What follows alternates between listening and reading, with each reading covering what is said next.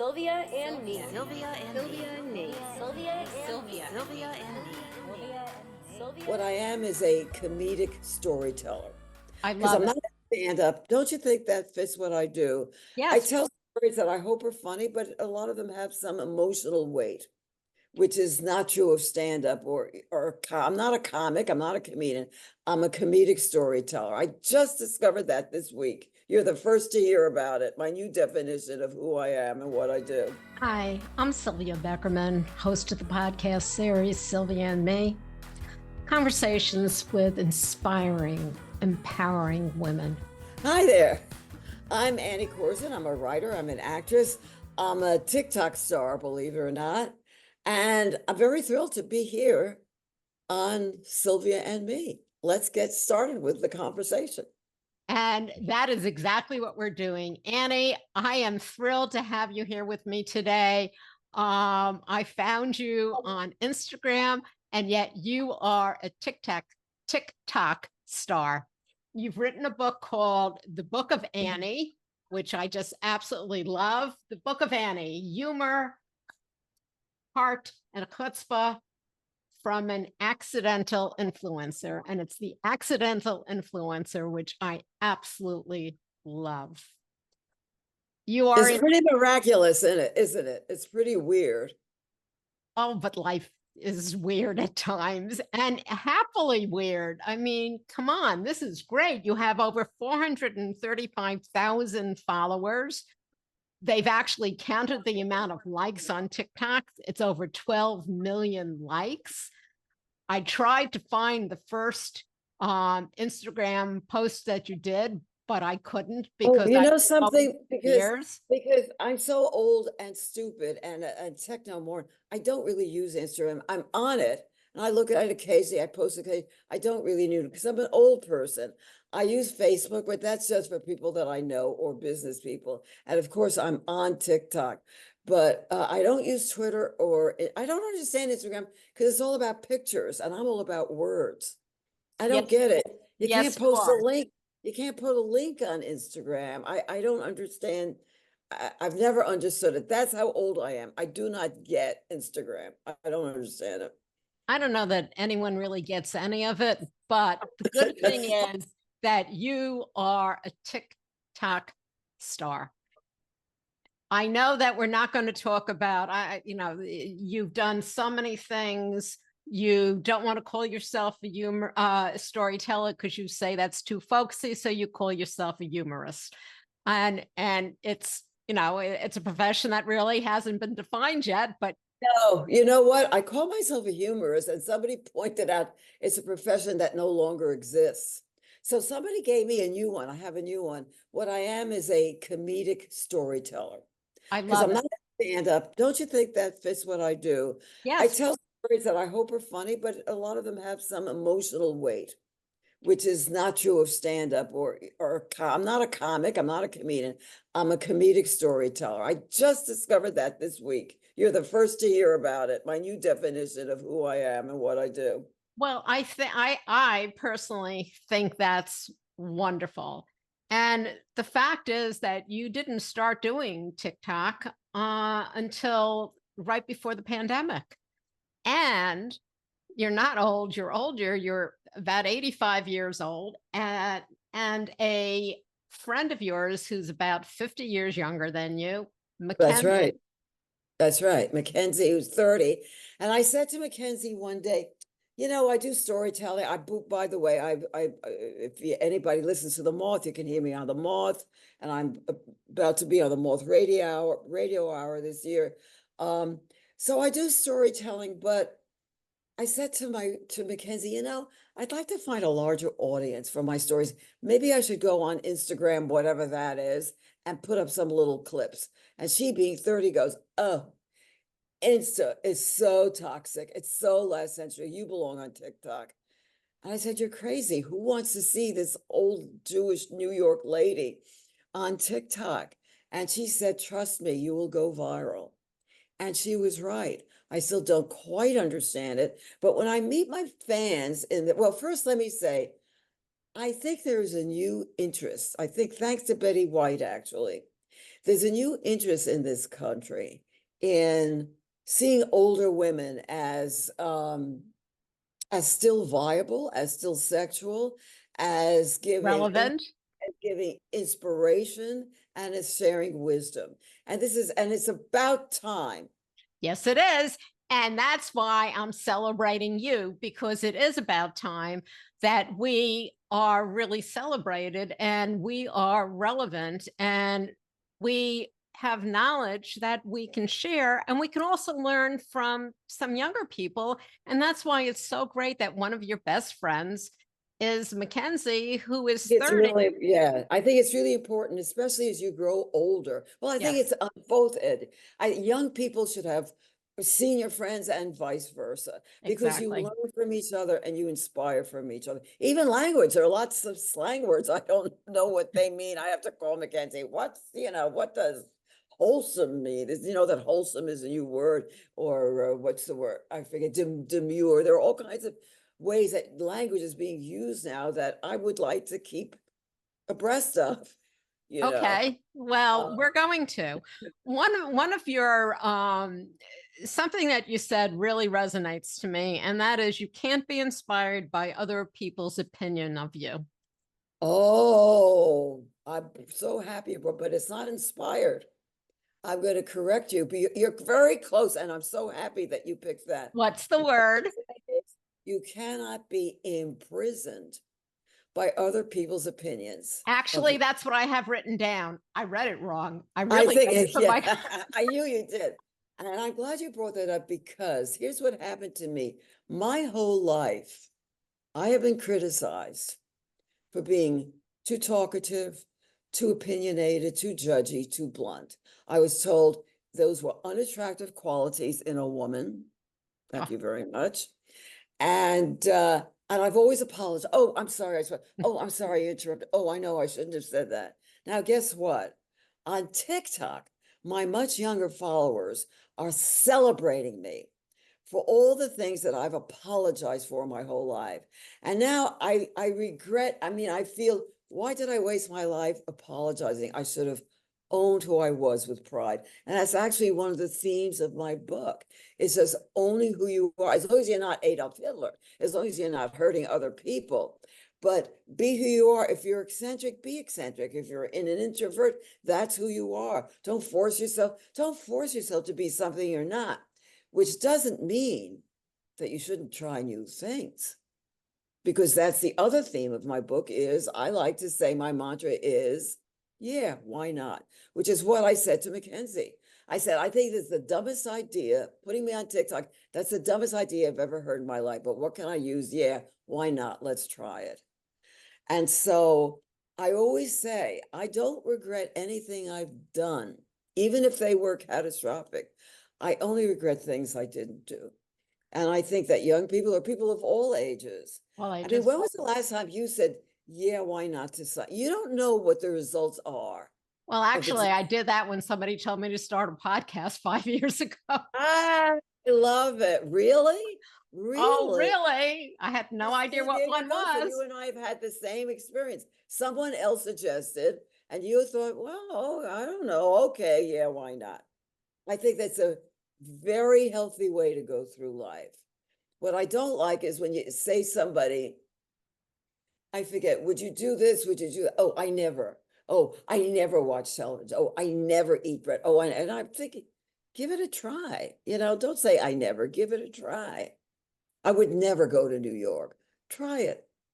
You might actually like it. I think You might everybody should. actually just the greatest city in the world. I think so.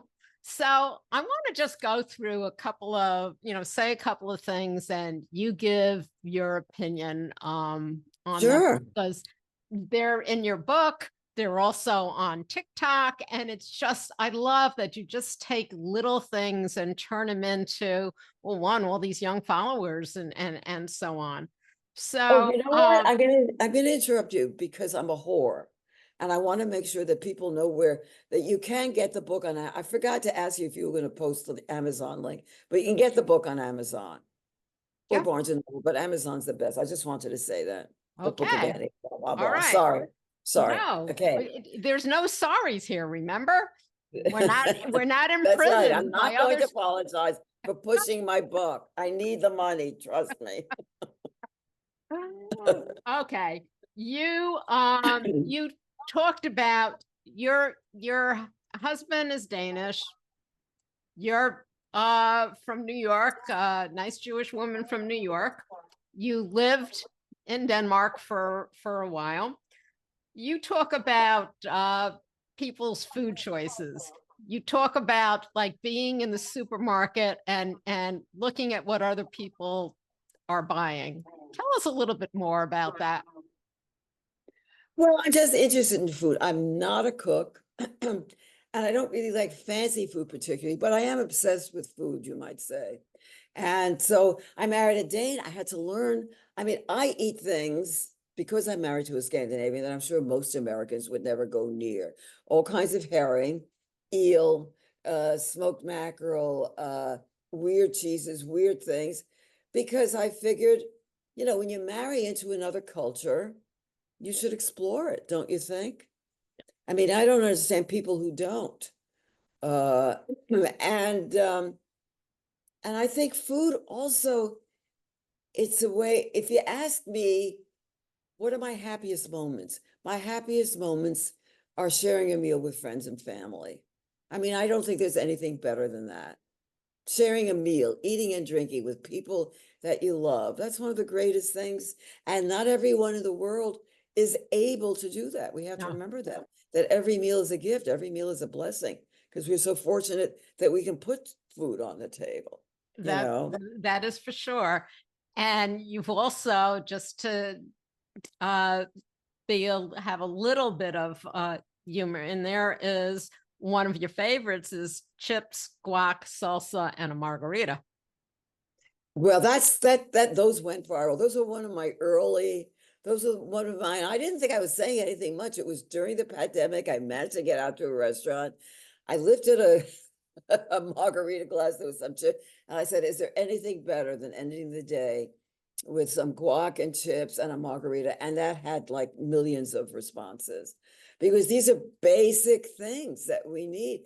But the thing is, also, I'll tell you, as far as cooking goes, as I say, I love food. I don't love to cook. I retired from cooking a long time ago. My husband assembles very simple meals. We do very simple stuff. I do not like spending time in the kitchen. So I have a whole bunch of recipes. My next book is going to be the 2-ingredient recipes. I have a whole bunch of recipes that have only 2 ingredients, and one of them is salsa. You want to hear a few? You want to make the world's greatest meatloaf? A pound of turkey and a container of salsa. That's it. Best meatloaf ever. You want to make what's the other? Oh, a nice appetizer. A pound of cooked shrimp and a container of salsa. You mix it up, you have a spicy shrimp thing. And salsa is great in the best guac, an avocado, a container of salsa. Because if you think about it, salsa contains all the ingredients. It has the onion, the garlic, the cilantro, the pepper, the chili, the what am I leaving out? The tomato, obviously. So salsa goes with everything. It's my go-to ingredient. One of the things that one of your chapters in your book, you talk about dating and marriage. Well, it's a complicated and fraught issue. There are so many people today who are lonely. There are people who want to meet people. And I sometimes think they're looking for the wrong thing. They're looking for someone who's exactly like them. Mm. Hi, I like this, I like walks in the park, I like skiing, I like concerts, I like blah, blah, blah. Who gives a fuck? I forgot, can we use language here or not? It's okay. My husband and I have nothing in common. Okay. We don't like the same tea. He watches sports and politics. I like to binge on series. He's a morning person. I'm a night person. At food, sometimes we literally sit down and have 2 different dinners. He'll have bread and cheese and herring. I'll have takeout Chinese. 2 different dinners. So what is the thing that keeps us together? I say one of the big things and one of the hardest things to find is my husband is a man who is as interested or even more interested in my career than I am. Now, how many couples do you know can say that? Very The few. tradition, yeah, the tradition is marriage and family is about the dad's career, his job, and blah, blah, blah. And whatever the woman does, she squeezes it in. That comes second, right? We're not like that. My husband supports me. My husband encourages me. When I failed, he has said, you know, you're good, just keep doing it. And so I think that's the thing to look for. Not if you like the same music, but is he really interested in you, And you, who you are, and what you do and what you need? and this now goes with something that you have that you talk about, that you had some dark days, you were out there, you were performing, nobody laughed. And Right. then he says to you, you were terrific. And you say to him, how can you say that? I got no laughs. And he replied, because they were really listening. Trust me, they loved you. That Which is says it not all. true. But it was total bullshit. You know, it was not true. I really failed. I did fail. But somehow his confidence in me kind of Exactly. inspired my own confidence in myself, you know. And as a matter of fact, he was the one actually who suggested I thought, you know, I'm an actress. Oh, by the way, we didn't mention Seinfeld. You know, I had a recurring on Seinfeld.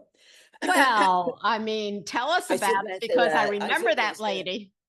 Well, you know what? This is another yeah, why not moment where my agent called me in 1991. He said, there's a couple of lines on this new show.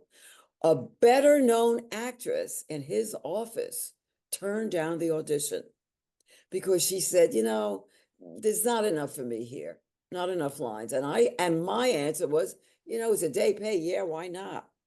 And I went in. I did not know it would become a global success. I didn't know that my character would recur. And so I've ended up doing 4 or 5 because I did a second character. And my few lines out of the whole 4 or 5 shows I did, I maybe had 28 lines. My residuals on that show since 1991 have amounted to around $100,000. Now that's a lot of money. And only because I said, yeah, why not? It's a job. I'm not going to say no. And I sometimes wonder about the other actress, you know, about what You took a shot. There was I an took, opportunity I for say, that's you. the word, take a shot. You had I nothing took, to I lose. got married. I married a stranger. Betty and I met in February. We got married in April because he needed his green card. And everybody said, are you crazy? You're marrying a stranger. This will never work. And we just celebrated 60 years. I took a shot because my instincts told me it was right. And sometimes that's what we need to do. Again, we can't be imprisoned by other people's opinion or whatever they say. We talked about food, we talked about failures, we talked about that's why I think this little segment now about the Oprah show and you just writing something to them saying ethnic men who reject their own women. You put that as like a storyline. I suggested that as a topic, yeah. And they invited me to be a guest. Uh, do you want me to tell the whole, well, I can Yes. briefly tell what happened. It was a very stupid thing that I did because I thought, oh my God, I'm going on Oprah, I'm going to be rich, I'm going to be famous. Now, here's why that's a lunatic idea. I had nothing to sell. There's no point to going on that shows. I mean, I didn't have a book. I had nothing to sell. So I just went on as a guest and she had other women from other groups. But here's the thing, because of my food obsession, I can't resist free food. And they flew me first class. I ate everything on the plane. Then I got the hotel. Ate everything on the menu. Then I got to the studio and then I ate everything in the crafts room. By the time I got onto the set, I was so ill and so nauseous. I could barely speak because I knew that I was going to vomit in front of 20 million people. So I barely said anything. And again, with my husband, I totally embarrassed myself. And the next day, I was home and I said to my husband, this is so mortifying. How can I not have controlled I was like an addict. You know, addict, they go for comfort without thinking of the consequences. How can I have done that to myself? And he, and he said, what are you worried about? Who watches Oprah anyway? I He's love it. always I there. love it. I mean, he is there for you. He is your cheerleader. That's, Um, yes, yes. so you give your opinion, and that's one of the things that your followers, your followers love about you is that don't you don't shy away from I from try not to, right. I okay. try to be honest. Yeah. So the title that you wrote to the Oprah show where they thought you had a story was Ethnic Men Who Reject Their Own Women. I'd really Yeah. like you to, tell why you came up Well, with that. I can only talk about my own life. That's all I want to hear about. Well, let's talk about casting and Hollywood. There you If go. if a casting call went out today for an attractive older woman, I would never be seen for it. I am not what Hollywood calls attractive. What I'm called is charactery, or sometimes they say ethnic. What they really mean is I'm too Jewy looking. And I'm sad to say that whole tradition of considering Jewish women ugly has been created by Jewish men. It's not anti-Semitic. Well, it is a form, I guess, of anti-Semitic, but it's not the Goyim that are doing that. It's Jewish men from the beginning. And if you look at who gets cast, there are a lot of movies with schmucky Jew. I call them the schmuck and the shiksa. There are a lot of movies with schmucky Jewish men who get the blonde, beautiful girl. You don't very often see the other way around. And when they cast a Jewish woman, they deliberately cast her as being un-Jewish. Look how Steven Spielberg just cast his mother in his movie. Look who played Ruth Bader Ginsburg. Look who played I mean, you can go down, except for Barbara Streisand. No Jewish looking woman in Hollywood has ever been considered attractive or worthwhile. She's always the fun, the yenta, I mean, that's my career. My career is I play obnoxious women. I don't buy, if that's what they're giving me, that's what I'll do. But I would never be given the role of an attractive, educated woman. Not going to happen. And that's kind of a limitation, you Yes, it know? is. Yes, it is. I want to jump around a little and talk about motherhood and children. Oh, my favorite subject.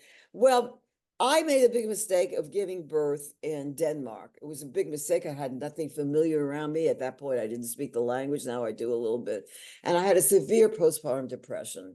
And Danes really don't know how to deal with what I always say about the Danes is the Danes, like the Brits, to them, strong emotions are bad manners. So they can't deal with anybody who's crying, who's miserable, so I had a very bad time, and I was hospitalized for the first 3 or 4 months of my son's life. But here's the thing. I am the world's greatest mother. Just ask my son. My son and I have a close, loving relationship, quite unusual when I look at my son and I talk at least twice a week. Unfortunately, he's on the other coast, but we see each other when we can. We enjoy each other. And I feel blessed in being a parent, but it did not start out in an easy way. And again, I was too, how shall I say, you can't listen to the rules. The rules are it's got to be natural. You have to breastfeed. You have to do this. I couldn't do any of that. So I felt like a failure. Again, it was other people's People's. opinion. Instead of just saying, this isn't working for me. Let me try something else. It didn't occur. I just thought, okay, I'm a failure. I'm the worst mother. I should just kill myself because I can't do it the way I've been told is the right way to do it. Isn't that sad? And it's still happening to this day. It's happening. Yes, it is. Postpartum, they don't teach it properly in medical school. No. They, it's too sad that women have to go through that. And sometimes it ends tragically. Well, few you do have. I've read some of the things that the conversations between you and your son.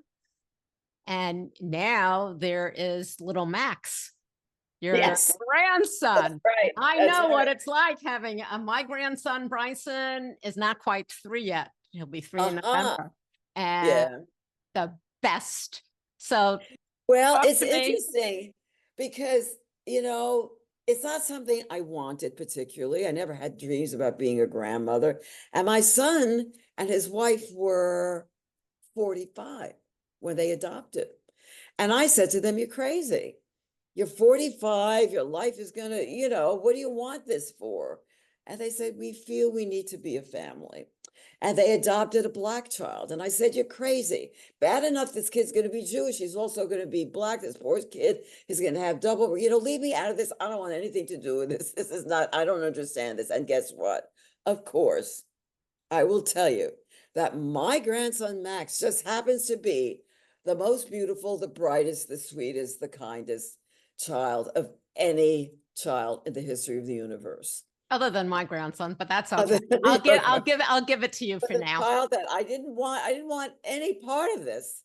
And of course, and the funny thing is, he and I have so much in common. And I know I talk about this. If he and I walk down the street, I know people look at us, not necessarily in an evil way, but they're curious. I would look too. I see me and I see this beautiful little Black kid, and they're wondering that in their minds, we're not a match, right? We don't go together. The fact is, we have the same humor, we have the same musical ear, which my son does not have. Well, we have the same weird sensitivities, weird creativity.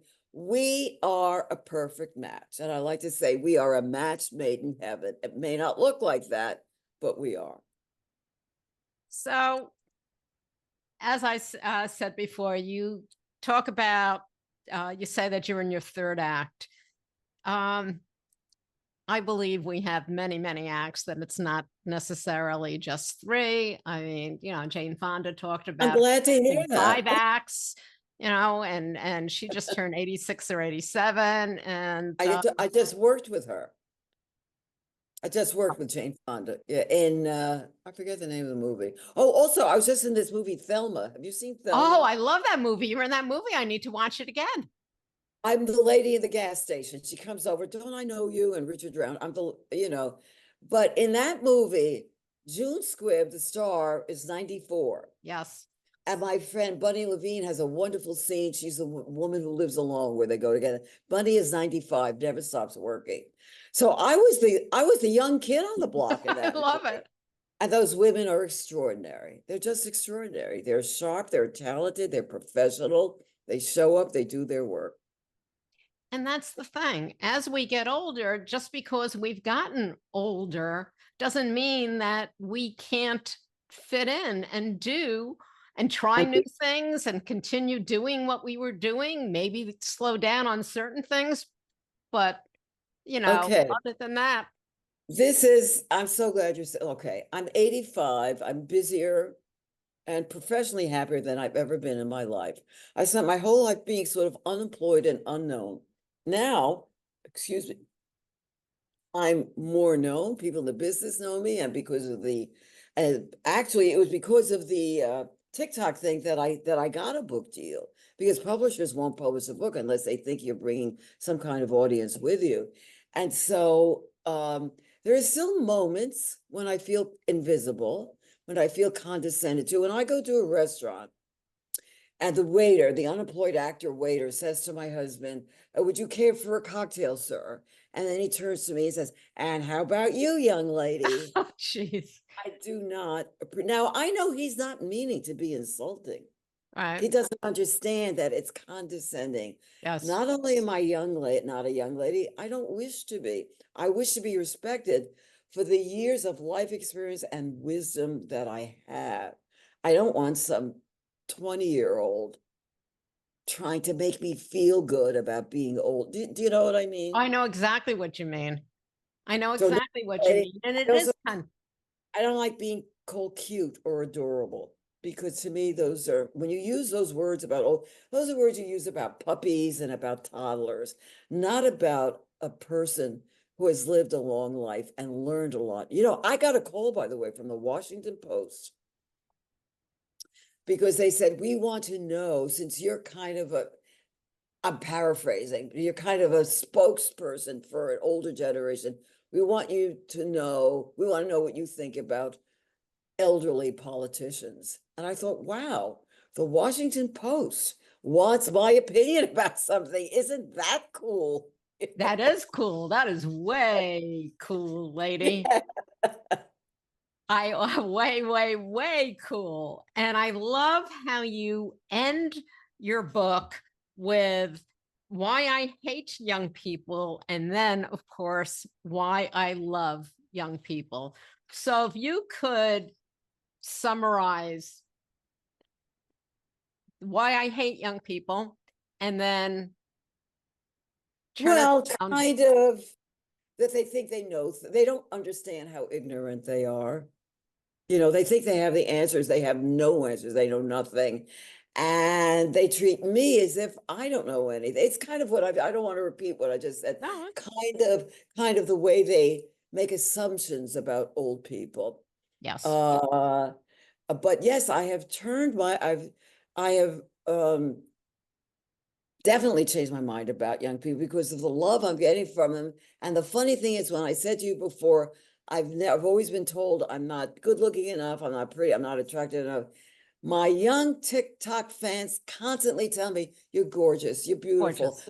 Yeah, today, I love your style. And by the way, I discovered something. Again, if you're true to yourself, I was brought up poor, okay? I've never ever wasted money. I've never ever shopped retail in my life.